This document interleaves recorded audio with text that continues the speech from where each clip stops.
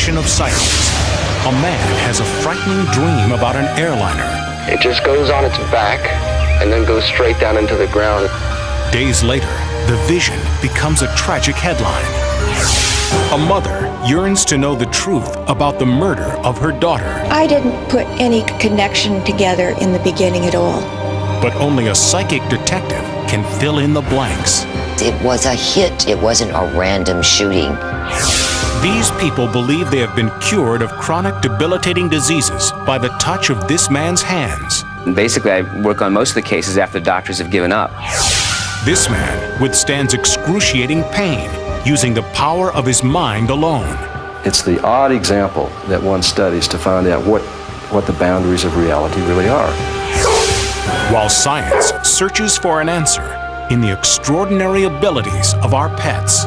I think it's wonderfully important that the researchers and the neurologists can open their minds to something beyond just the medication. If, as researchers believe, we use only 5% of our brains, what incredible potential remains in the untapped regions of our minds?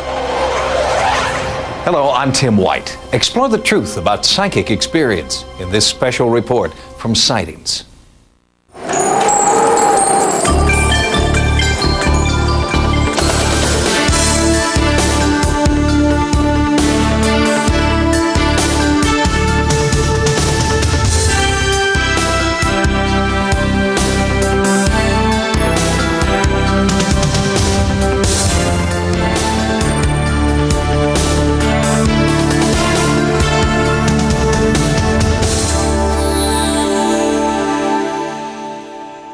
Has your intuition ever told you that the phone is going to ring? And then it does. Have you ever had a sinking feeling that a loved one's in trouble, only to find out later that they really are? Well, these experiences happen to all of us every day. Are they mere coincidence, random chance, or could they be something more? A sixth sense we all have, but which only a few of us have developed to its fullest potential.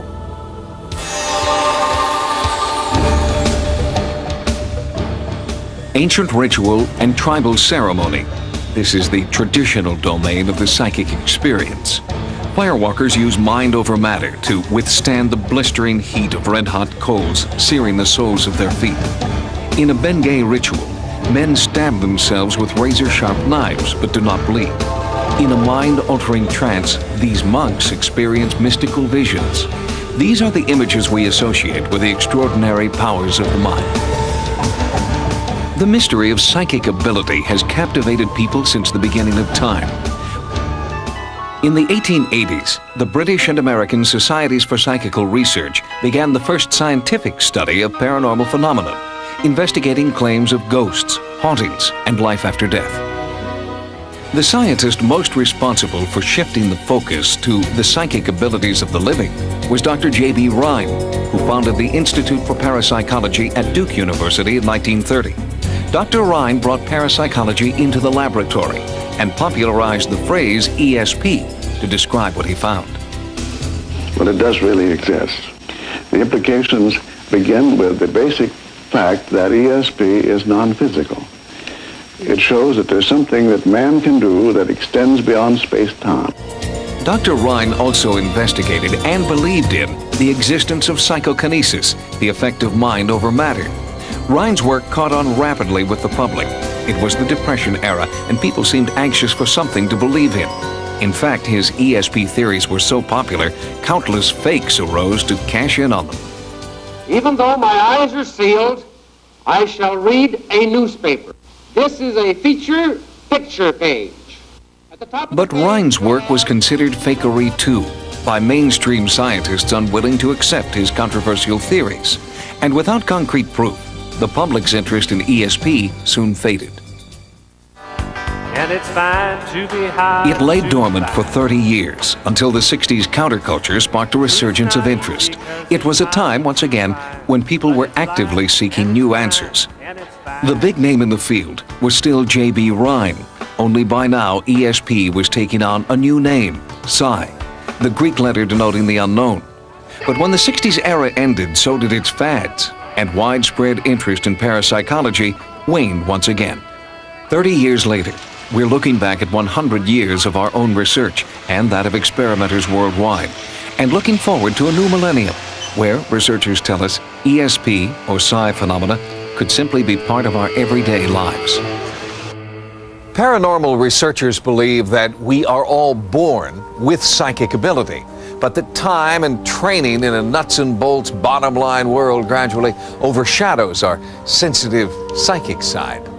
Researchers are working on methods for bringing latent ESP skills to the surface, and they're finding that environment plays a key role. Experts believe that ESP may be strongest at night. Throughout history, night has been a time of mystery, eeriness, and the supernatural. But many researchers believe that it's more than just myth, that we are more susceptible to psychic experiences late at night. There's something different about the brain during the nighttime that allows psi phenomena to occur. The brain becomes electrically active, specifically between midnight and 4 in the morning, and telepathy and clairvoyant cases become more likely to occur. Besides time of day, there may be other environmental factors that create conducive states for psychic impressions. There's another entirely different line of research that's relating certain ESP events to physical phenomena such as the geomagnetism of the Earth. It even penetrates the house, penetrates through your brain, and we now know that certain individuals are sensitive to geomagnetic activity. They're also more prone to experiencing and reporting psi phenomena. Magnetic fields aren't the only physical properties that may affect ESP. Some researchers think weather, or more precisely, fluctuations in weather, may also produce conditions of heightened psychic sensitivity. But the most dramatic correlation between weather and ESP has come from those who have had a close encounter with lightning. Those who are struck by lightning and recover tend to suddenly report psi phenomena, that they suddenly have psychical phenomena taking place. Regardless of how you want to define it, they see themselves as different. They seem to perceive the world in a different way. It was one of those where the lightning comes and just boom, you know. And as I watched the lightning, I thought, it's so beautiful. And the next thing I know, the Venetian blinds had wrapped around me. The chimney was in the neighbor's yard. Both windows were completely ripped out of the sills. The bed I was in was on fire, and lightning had struck our home. Before Greta Alexander was struck by lightning, she did not have any psychic abilities. But after she was hit, Greta claims she began to experience psychic phenomena. After that, I began sensing and knowing and feeling. I was crying and pacing the floor because I kept seeing pictures and hearing things and knowing things. I would know when my parents were coming. I would know when he was going to sell a policy. I would know about the children. When you have a lightning strike and that kind of current induction, that certain neurons within the brain are damaged, and the regrowth basically restructures, rewires the brain, specifically in the deep temporal lobe, which allows you to perceive things and have properties that are quite different than before. It took time for Greta to accept her newfound window on the psychic world, but once she did, she became famous for sharing her powers with others, at first through readings and consultations. Later, as her understanding of her skills grew, she began conducting psychic medical diagnoses. Now, your legs have been bothering you a little bit. Here are your limbs. Here. They always have. Okay, because cancer is easier for me to recognize. Heart disease is very easy for me to recognize. Gallbladder, stomach. But I feel that I am not a physician. I will speak with their physician, and then I will tell him, and then he then can do the sophisticated tests. She not only claims a very high success rate with her diagnoses, in some cases she will even attempt psychic healing. I feel that what the mind can conceive, the body will achieve. And the brain is in a constant process of knowing. We have not scratched the surface of what the mind can do.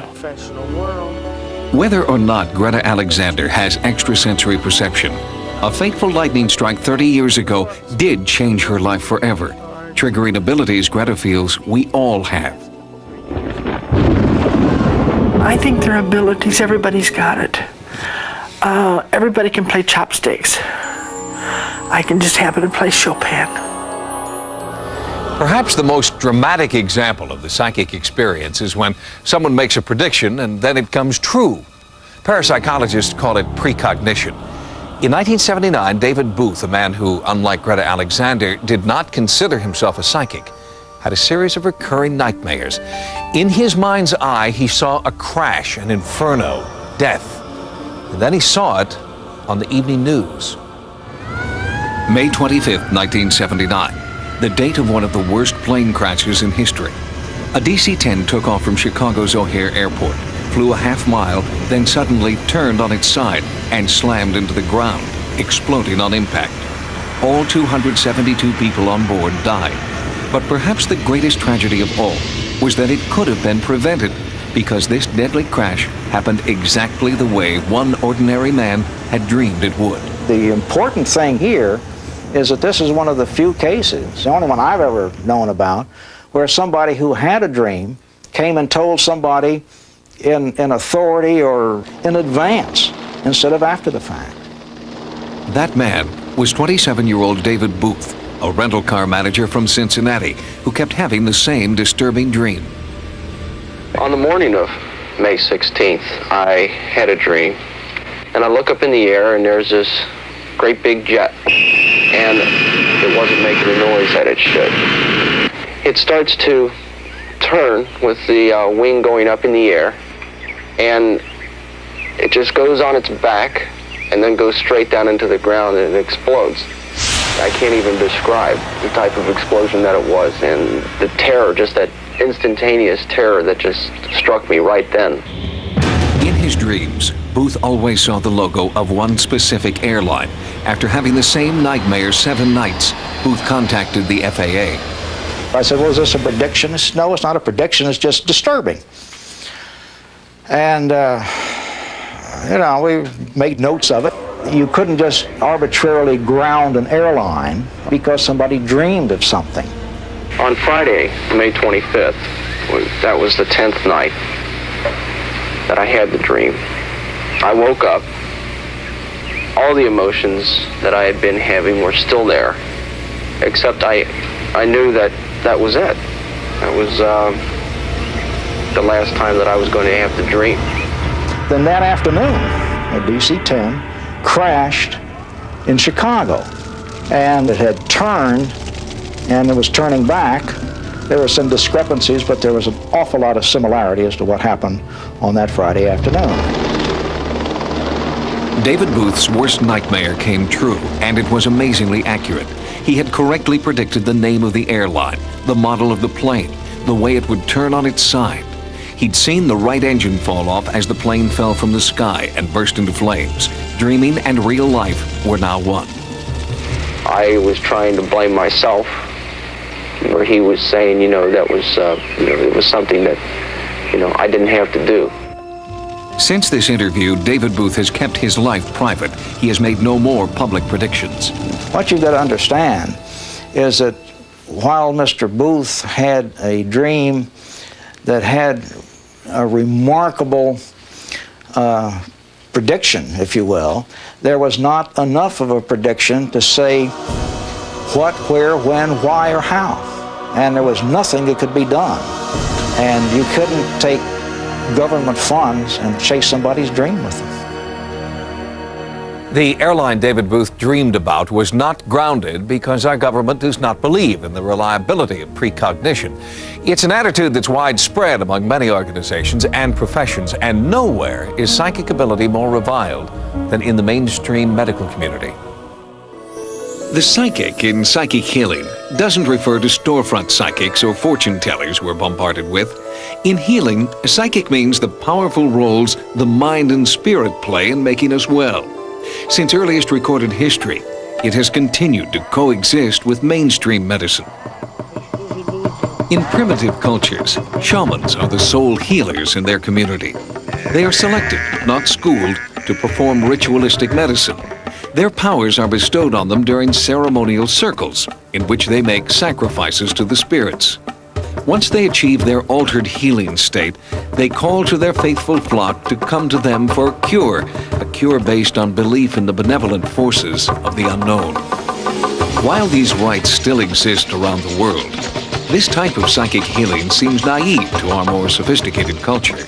But it is slowly coming into the Western world's consciousness. Doctors debunk psychic healing as pure fraud, but thousands of people who've been cured of supposedly incurable illnesses by the touch of a healer believe differently. Dean Kraft is a modern healer who uses the ancient technique known as the laying on of hands. Kraft claims to have mysterious healing energy that flows through his hands into his patients. His success rate is remarkable, especially since most people who come to Dean Kraft have come as a last resort.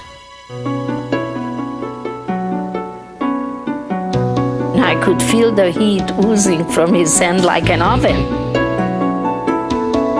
Something is not right. These hands are on fire and they're vibrating. How does it work? I don't have any idea. Does it work? It does. Then this friend of mine took me to lunch and sat me down and said, there's no reason why you should be in this pain. Dean Kraft will heal you. He's real. Dean Kraft was pursuing a career in the music industry when, at the age of 21, he claims to have developed telekinesis. During one of these demonstrations, or showing off at the time, my brother-in-law got this headache while he was watching this, and my first response was to go lay hands on his head, which I did, and of course, his headache went away, and I didn't really think much of it at the time. And I started laying on of hands, and that process is pretty intuitive. It's not a planned process. Once I start laying on of hands, it's sort of my hands go to areas and I sort of follow them. What else goes on is I start to visualize, and it's like if this tumor is the size of an egg, I start to picture it, and in my mind I try to see it get smaller. I see myself to be like a catalyst, like a spark plug, that I use my energy to try to catalyst the person's own healing system. I believe that medical doctors are meant to diagnose. I believe very much in medical science. And basically, I work on most of the cases after the doctors have given up. With his hands, Kraft has been able to effect many positive changes in his clients' medical conditions. Even the medical establishment accepts his amazing healing powers. I've seen patients who are paralyzed get up and walk. I've seen people who have cancer no longer have cancer. I've been watching this happening for 12 years. A study by Howard University found that 40% of Dean Kraft's patients show a definite improvement in their medical condition. Even more remarkable are the results of experiments Kraft has done in a clinically controlled environment. Using his laying on of hands technique, he has effectively lowered the blood pressure of laboratory rats. Kraft has also been able to destroy cancer cells, called HeLa cells, in a test tube. But the nature of his power is still a mystery. We know that it can affect things, but we haven't been able yet to determine what is this energy. Energy is a very loose word. I don't even like the word energy. It's a very loose word that's used. But it's the best one, I guess, to describe something that's some type of transference that's taking place. I had very bad sciatica for about 1.5 years. It was equivalent to having your teeth drilled on constantly. That's really what the pain was like, what it got to.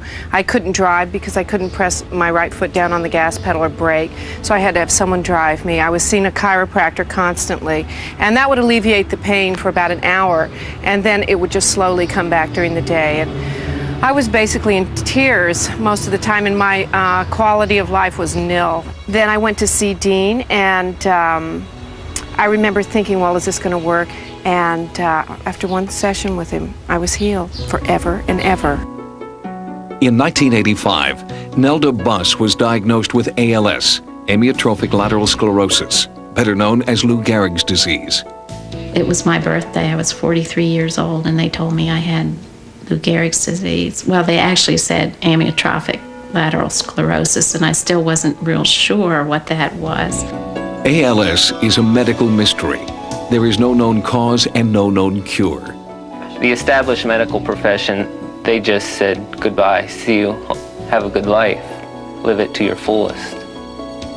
The disease inevitably progresses from partial to complete paralysis of all the muscles in the body. She just kept getting progressively worse, and I guess from the time she was diagnosed until she was basically an invalid was only about 6 months or something. In the final stages of ALS, Nelda had become a quadriplegic, unable to move, but mentally alert and aware that she was about to die. I gave away most of my good clothing that I had, and I had my dress all picked out for what I was to be buried in. Then Nelda heard about Dean Kraft. And it was just such a relief to talk to him. I said that the doctors say there's no hope, and he said, well, that's not always true.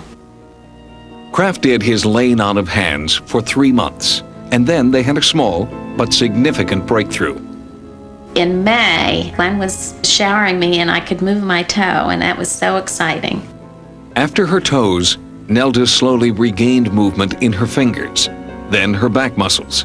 Soon she could control her hands, then her arms and her legs. Nelda worked very hard on her own physical exercise regimen, in addition to treatments from Dean Kraft. Her family videotaped her progress over the course of a year. It's wonderful to see her and her family being together and enjoying life together. Words cannot express the feeling that one has when this happens. Okay. How's that? Everything has changed. She's back and she's doing more than she ever did before. I mean, it's great to have a mother. As doctors begin to open up to the possible benefits of psychic healing, other professionals are following suit. Police and law enforcement authorities are now beginning to allow psychic detectives to provide clues in unsolved cases. Psychic detectives have played an important role in the still unsolved murder of 18-year-old Caitlin Arquette. She was gunned down behind the wheel of her car in Albuquerque, New Mexico in July 1989. At first, police believed Caitlin was the victim of a random act of violence. But as investigators delved into the case, they soon realized there was nothing random about this murder. Even the most seasoned detectives were stunned by the strange twists and turns in this case. Psychic detectives provided intriguing leads, and eeriest of all, what appeared to be Caitlin's own attempts to reach out from the grave with information about her murderer. Crucial details allegedly from beyond directly paralleled those in a murder mystery written by her own mother. Under the pen name Lois Duncan, Lois Arquette is a successful mystery writer whose novels are filled with intrigue and terror. But there was no greater horror for Lois than discovering an uncanny link between details of her daughter's death and one of her own novels. I didn't put any connection together in the beginning at all. It wasn't until one thing after another began to occur that I suddenly realized that I had more or less written the story of our own true life horror story. In Don't Look Behind You, I based the personality of my heroine April upon Kate. April was chased by a hitman in a Camaro. That book was published in June 1989, and in July 1989, Kate was chased down and shot to death by a trigger man in a Camaro. The most shocking thing of all to us was that when we read in the police file the Hispanic man who was arrested, his name was Mike, everybody called him Vamp. And in Don't Look Behind You, the hitman who chased down April was named Mike Vamp. As police probed Caitlin's brutal killing, they discovered the young woman had a secret life centered around her boyfriend, an alleged gang member believed to be involved in illegal activities. But investigators were unable to establish a direct link between either the boyfriend or his gang and Caitlin's murder. With the police department at a dead end, in desperation, Caitlin's mother turned to local psychic Betty Minch. I rang the doorbell, and this middle-aged woman answered the door, and I looked at her. I had an instant feeling that I knew her. It wasn't that I'd met her. I had invented her. She was physically identical to Ann Summers, the psychic detective in my book, The Third Eye. Betty Minch considers herself a bridge between the living and the dead. Minch claims she can pick up messages telepathically while in a meditative trance, channeling the words of the dead through the keys of her typewriter. Usually I get a lot of color moving in my head. Then out of that, sometimes there will come maybe an image. And that's when the words seems to want to start pouring into my head. It was a very clear contact with Caitlin. She was right there. We had the idea that Caitlin was in some kind of trouble, that there were other things going on that the family wasn't quite aware of. Amazingly enough, it appeared that Caitlin was conducting her own murder investigation from beyond the grave. Some of the messages Betty Minch claimed to be receiving provided police with important new leads. Investigators soon received an anonymous tip from someone who'd seen one of the Crime Stoppers posters the Arquette family had placed around Albuquerque. Arrests were made that proved psychic Betty Minch had been dead right. She told us that the people who were arrested would have been driving a lowrider car. There would be 2 men in the front seat, 1 in the back seat, that there would be no eyewitnesses, but that arrest would be made because the men would be heard bragging, that our best help might come from somebody in the media, and she identified who that person would be, an investigative reporter named Mike Gallagher. But there was insufficient evidence to hold the 3 suspects, and they were released. Desperate for more evidence, Lois contacted Noreen Rainier, a well-respected psychic detective from Maitland, Florida. Working with a police guest, Rainier attempted to create a drawing based on impressions she claimed to be receiving from Caitlin. I have to get their scent. I have to pick up their vibes. And somehow something personal that was on at the time of the crime gives me more information. I can pick up the scent of Katie psychically. During Noreen's session, Lois listened in on the phone from 900 miles away. I was sitting in Albuquerque knowing that Noreen was doing this, and I knew what the alleged trigger man looked like because he'd been arrested. I was trying to concentrate on Kate, and I was saying, tell Mother why you were killed. Was it a random shooting, as the police think, or was it something else? Send me a symbol, send me a message through Noreen Rainier. And the picture Noreen sent me was a sketch of Mike Vamp, the hitman in Don't Look Behind You, exactly as he appeared on the jacket of the British edition of that book. Everything was there, even the little scar between the eyebrows. It's like seeing something had been copied from the jacket. And I just started to shake. I couldn't stop shaking. Lois was shocked. Caitlin had been the only member of the Arquette family to see the new book jacket of the British edition. I just was very confused when she was telling me I got some man on a book jacket. I'm saying, what are you talking? But then it made sense that Kate was telling us it was a hit. It wasn't a random shooting. It was a planned killing. It wasn't random. And that's what we needed to know. Even more startling is a tape recording Noreen made as she supposedly channeled Caitlin's own description of her final hours. It's Noreen's voice, but Caitlin's words. I'm meeting somebody at a shopping center with a C in it. I went up the hill towards the north to that big place up there, to this, I want to call it the Desert Castle. There's just an important person there that I'm not supposed to know is there. I saw things that I shouldn't have seen. They had to make sure that there was no way I would ever talk. And this was a way of silencing me. My crime that was committed against me was to silence me. I'll never be silenced. I'm not a bad person. I'm just young, and I just was curious. I was a good daughter to your mother. I told you almost everything. Almost. The incredible revelations from psychics Minch and Rainier prompted Lois to write Who Killed My Daughter? And while the police have not yet solved Caitlin's homicide, Lois is encouraged by one psychic message Betty Minch believes she received. She said that Kate was sending a symbol, that the symbol was a wolf with a collar around its neck, its head jerked back, and the message was that Kate was very sure that the wolf who had been after her was soon to be caught and collared. The message was particularly significant to Lois, who originally entitled her book, One to the Wolves. I couldn't explain any of this. All I could say to myself was, it's happening. Somehow it's happening.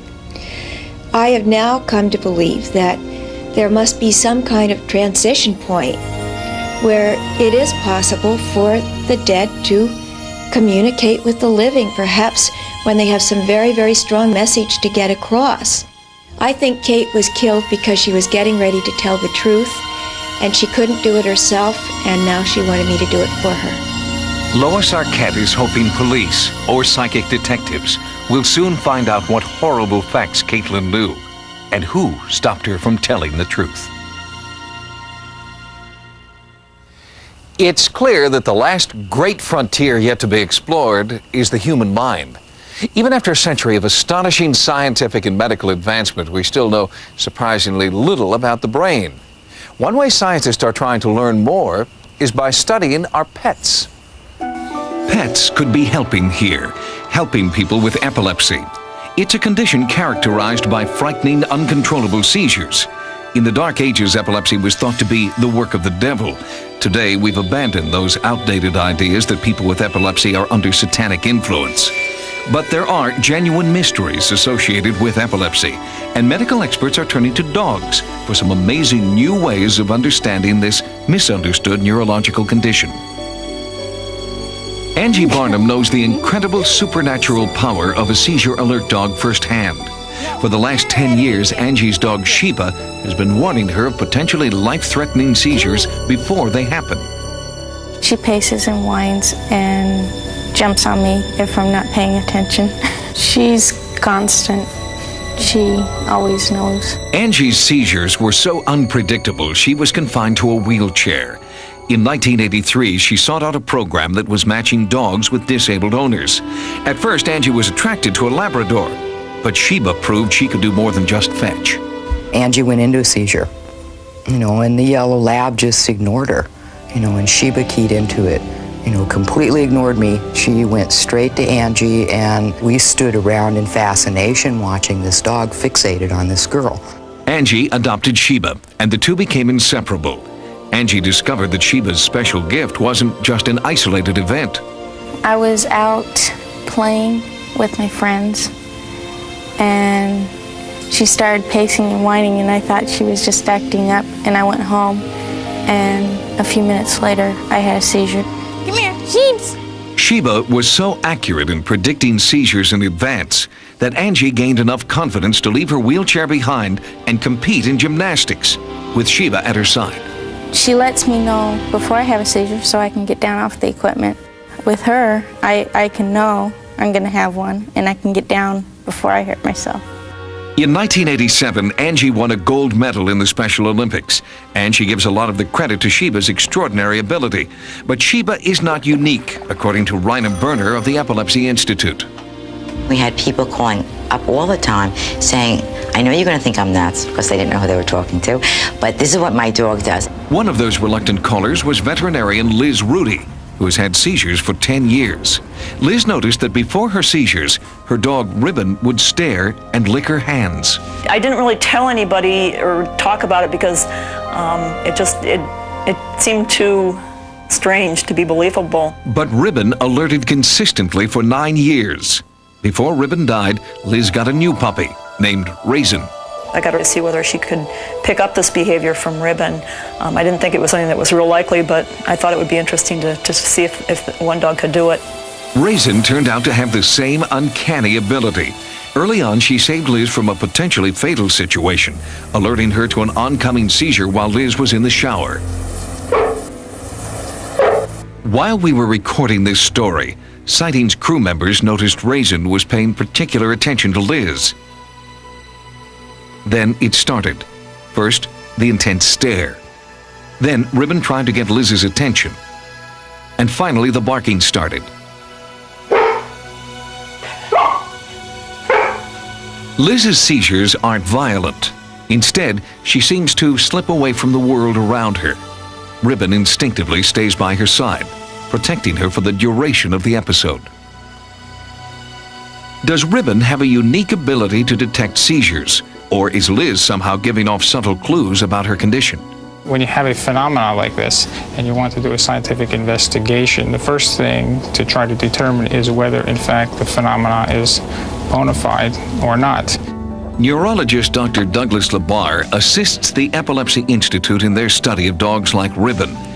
Liz is a participant in this research.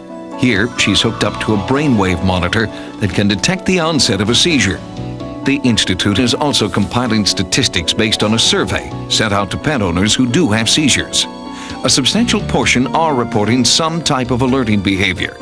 Some experts speculate that the dogs are detecting seizures through their acute sense of smell or by their acute awareness of certain body movements in their owners.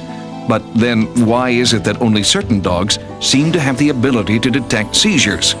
Animal behaviorist Peter Borschel is studying the phenomenon.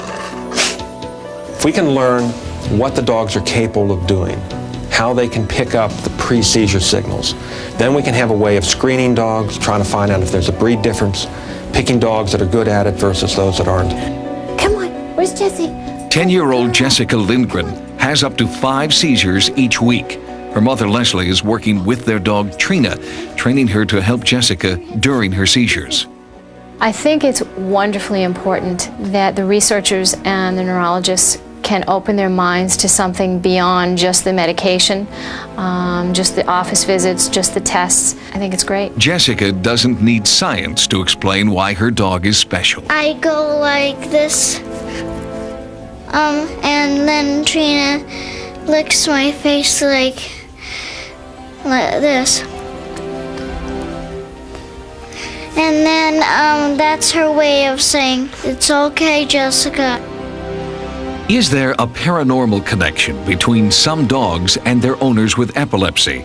Medical doctors would say no, but they're still at a loss to explain why. It is a mystery that science can't explain, but researchers continue to study the phenomenon, working toward a more complete understanding of the strange and wonderful connection between people and animals. We don't know why dogs like Sheba and Raisin can predict seizures, but they do. Until science figures out why, we can only judge the value of their psychic ability by the results. Dorothy Allison is one of the world's most respected psychics, not because we understand how she does it, but because Dorothy, too, gets results. For 25 years, Dorothy Allison has been involved in over 4,000 police cases, solving murders and finding over 100 missing persons. Her amazing success rate has attracted international attention. She has worked on some of the 20th century's most grisly murders: Son of Sam, John Wayne Gacy, and Atlanta's serial killer Wayne Williams. The only way I ever get involved is if the police call me. If they don't, I will not work on a case. I do not volunteer any services to any policeman unless I receive a written letter. With a single murder, you're dealing with a single victim and a single murderer. With a serial killer now, you're dealing not only with a smart person, but a very devious, cunning person. And then you've got so many people, so many visions, so many faces all at once. And talking to Dorothy, you have to sort of interrogate her like a suspect. She sees locations, and you have to narrow these locations down to find what you're looking for. When the bodies of 33 young men were found in the crawl space of John Wayne Gacy's house in Chicago, Dorothy Allison was brought in to find the body of the one remaining missing boy, whose disappearance had started the investigation. She told Detective Joe Kozenzak he would find the body on April 9th, near a bridge by a river. I was sitting at my desk, phone rang, it was a sheriff from a small county near this bridge. And he said, "You better get down here. We found the body in the river down here. We think it's that boy you're looking for." And I looked at my desk calendar, and it was April 9th. My goal is to see how many killers can I knock down. It's like a game with me now. I love getting a killer. I really do. Although many police officers are still reluctant to admit it, there are many cases in which psychic detectives have provided important new leads and information.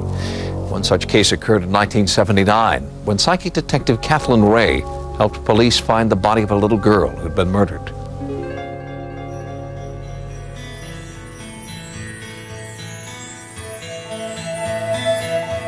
Fresno, in the heart of California's fertile Central Valley.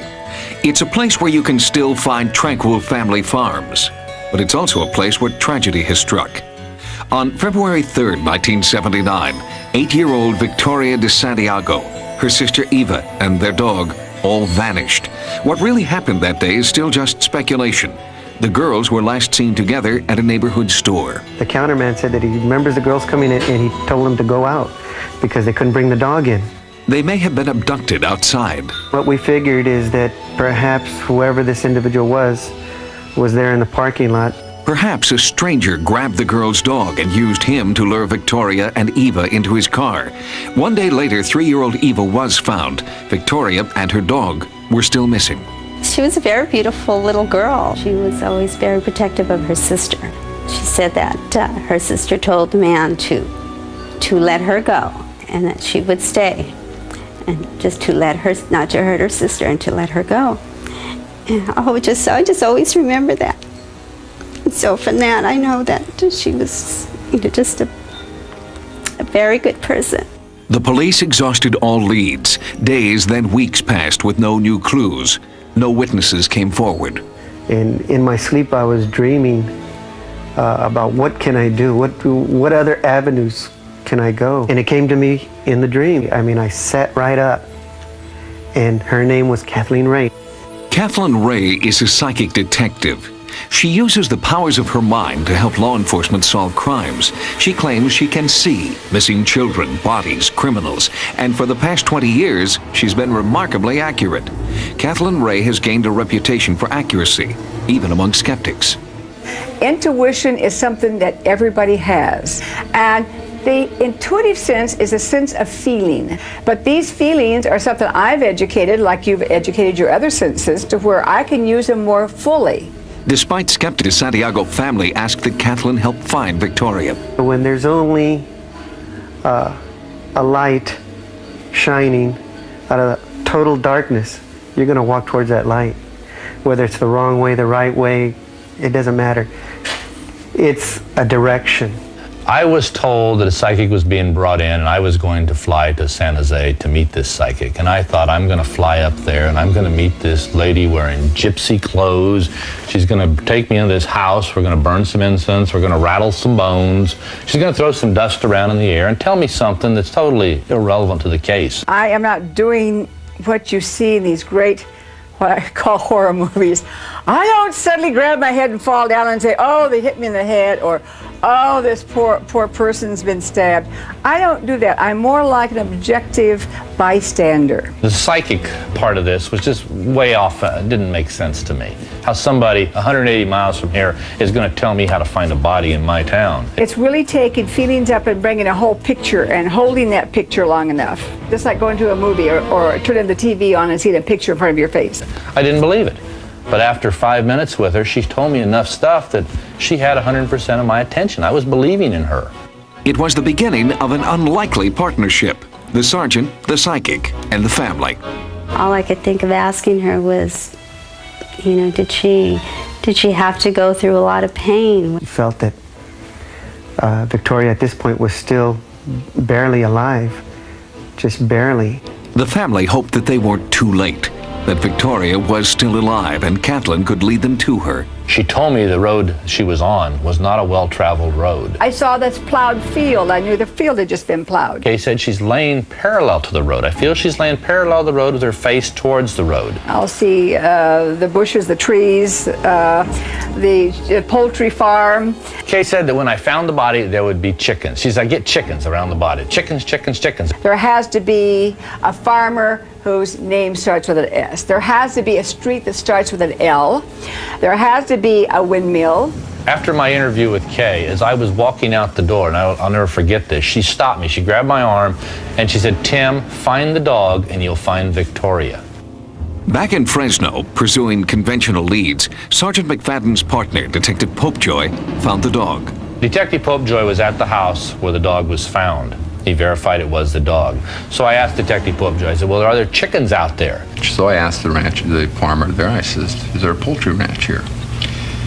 He said, yes, just south of here, about a quarter of a mile, there's a abandoned poultry ranch. Detective Popejoy, he got the call on the dog, and he came out here and talked to the farmer that found the dog, and he found it down here a little ways and brought it back to this house. And when I was talking to him on the phone, he said there wasn't a windmill. It was a situation that I'll never forget as long as I live, was him on the phone to me, and we are talking about this windmill, and I'm telling him there's no windmill here, and the landowner standing behind me said, oh yeah, you just walk by one, it's in the front yard. As I'm telling him things that should be there, and he's confirming these back to me that Kay said would be there, I'm getting higher and higher. I'm thinking, wow, this gal does know what she's talking about. We immediately called for officers to respond, and it was from him telling me what she saw 145 miles away. The police dispatched a search team that had been briefed on Kathleen's psychic visions. The L, they were on Leonard Street. The S, it was on the mailbox, the first letter of the farmer's last name. And by the side of the road, they found Victoria. Her naked body was in an irrigation ditch under the largest tree in the area, all as Kathleen had described. Victoria had been sexually assaulted, then left to die. She had been killed like an animal, and she was still alive, in a coma, suffering right there in the little trench. And Kathleen Ray found that as she described it to the T. After the body was discovered, Kathleen returned to her home in San Jose, and the police continued to search for Victoria's killer. But 13 years later, the murderer is still at large. Sightings has brought Kathleen Ray back to Fresno, back to the place where Victoria's body was found, to get new psychic impressions. When I go to the man that did this, he has stubby hands, and their hands are of a laborer. I don't feel like he's here anymore. I want to go further south to a town start with an S, and that he's working down there now. This man is not very tall. I would say, maybe 5'9". I feel this man has killed another child since then. There is a wife or a girlfriend he goes back to at times, and I feel like it's probably a wife, and he's not with her all the time. And she's frightened of him. I know she knows he's violent. He could be a very violent person. And had we had a drawing of him like I can do now with the police artist, she'd have recognized him on television.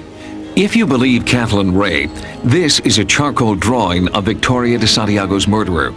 He killed Victoria, and Kathleen believes another child since then, and he's still out there. I believe it could be solved. Somebody out there, somebody somewhere has got to know more about this, but they've never come forward. Although Kathleen's work in this case proved to be extremely accurate, cases like this are the exception, not the rule. And the use of psychics in police investigations is still not accepted by many departments around the country. Kathleen Ray's case was one of those cases, and the hits were so specific, and the data checked out all the way down the line, from the reporters to the psychics themselves, to the families of the victims, to the police. It was rather unnerving. But for the de Santiago family, a psychic detective made a difference. The discovery of their daughter 13 years ago has brought the family a small measure of peace. Thank you, God. Thank you for finding Victoria's body. Thank you for giving me Kathleen Ray. And now, they hope her vision of the killer will bring the case to a close. My only release of mental anguish is to say something positive, warn people. Look, they're not just going to steal your car, they're going to steal your child. Is this the face of a murderer? Kathleen Ray sees him in her mind's eye when she thinks of Victoria, and hopes that someone, somewhere, will come forward with the truth.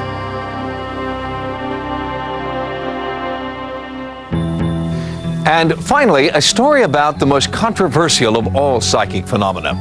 It's called psychokinesis, or mind over matter. As you'll see, there are some people who claim that the power of their mind is strong enough to withstand extremes of heat, cold, and the most agonizing pain. It's not a phenomenon exclusive to the West. In almost every culture throughout the world, there are people who appear to have superhuman powers. How is it possible for these people to endure the excruciating pain of needles and rods? Where does the strength come from that enables this man to pull an airplane single-handedly? When we see these kinds of phenomena that we don't understand, it's easy to call it magic. Once we understand it, we call it science. This is really important that scientists do take a closer look at this kind of phenomenon. If even one person can do it, it shows it's possible. In Russia, we discovered a man whose superhuman abilities seemed to be more than just the result of mind overpowering body. Valery Lavrenyenko is renowned throughout his homeland as a real-life Superman. He has abilities that go far beyond the bounds of what is accepted as humanly possible. Sightings' first encounter with Lavrenyenko was at the Moscow Aquarium, where he tried to best his own personal record by holding his breath underwater for 15 minutes. He believes his startling abilities first began after a paranormal encounter as a young boy. During a summer break, when I was in the 5th grade, I was hiking with some of my buddies in a local forest. Suddenly, I saw a shining object that reminded me of a plane. I took off on my own and was drawn to the place where I thought it had landed. All of a sudden, odd, shining stones were flying at me. I thought, run, or you'll be hit. But it was too late. There was a powerful blow to my head, and blood was pouring from a wound. For years, it was a mystery to me, until recently, when information about UFOs was allowed to surface in Russia. Lavrenyenko believes it was this experience that gave him his superhuman powers. 2 minutes and 10 seconds. Lavrenyenko's constant companions are his wife Natasha and his son Edward. Sightings brought them to Moscow to meet with our team of doctors, investigators, and researchers. Here, they observe what appears to be electrical impulse coming through a heated needle in his forearm. The same energy also seems to flow through his finger and burn a newspaper.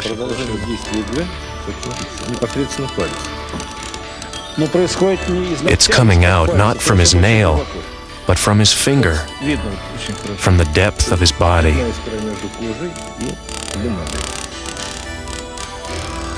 A burn like this can only be caused by electricity, and to explain this is impossible.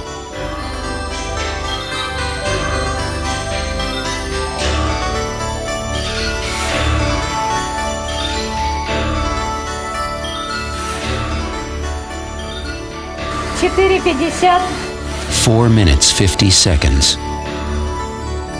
On the outskirts of Moscow, at the central train depot, Lavrenyenko agrees to demonstrate another feat of strength and endurance. It was hard for our investigators to believe that one man could pull a 30-ton train up an incline. But they were even more astounded to see how he planned to pull the equivalent of nearly 60 tons of weight. It was a feat no one in our team had ever witnessed. A warning: the following is not for the squeamish, and Sightings cautions that no attempt should be made to duplicate this experiment in any way.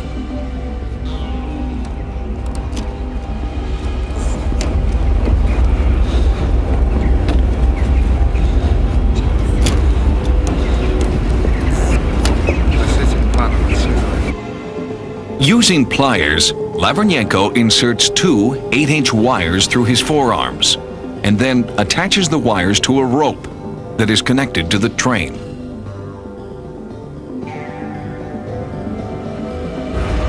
At first, he is unable to move the train. The pressure on his forearm should rip the wires right through his skin, but the wires hold fast.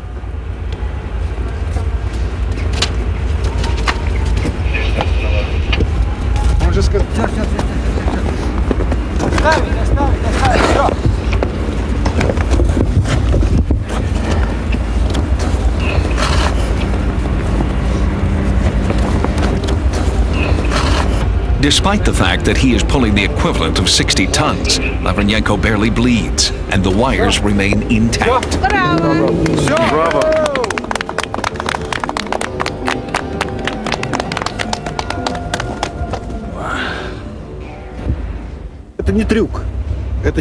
This is not a trick, it's a miracle. From the standpoint of a surgeon, what just happened cannot happen with an ordinary man. When you injure soft tissue, there is always, when the metal rod pierces the soft tissue, like we've just seen, there is always extreme pain associated with that. And furthermore, there was 60 tons of pressure on his forearms. How all that's possible, I just don't understand. There are lots of documented cases of controlling bleeding through the power of the mind. That's probably one of the last great frontiers in medicine. Right? It's not just a matter of pain control, but it's also a matter of controlling bleeding. All right? What kind of vasoconstrictors? How did he actually close off those blood vessels when that needle went through his arm? I think the place to start is honoring the phenomena. Study the lack of bleeding. Study the electrical phenomena demonstrated here. Study the ability of people to exist for long periods of time without oxygen. There's enough contained in any one of these phenomena to force a reevaluation of how mind and body work. After nearly 7 minutes underwater, Lavernyenko began to surface. Although he didn't break his own record, for most people, just 2 minutes without oxygen could cause some brain damage. But Lavernyenko emerges unscathed. Science always progresses like this. It's the odd example that one studies to find out what the boundaries of reality really are. That's how we paint the canvases and shred the old models, by studying the things that just don't fit in. Psychokinesis, ESP, precognition, concepts that seem to contradict the physical laws of science. The people who believe in psychic ability challenge what science tells us are a finite set of rules governing the universe. But perhaps we don't yet know all the rules. In time, science may discover how to cultivate psychic potential and harvest the untapped powers of the mind. For Sightings, I'm Tim White.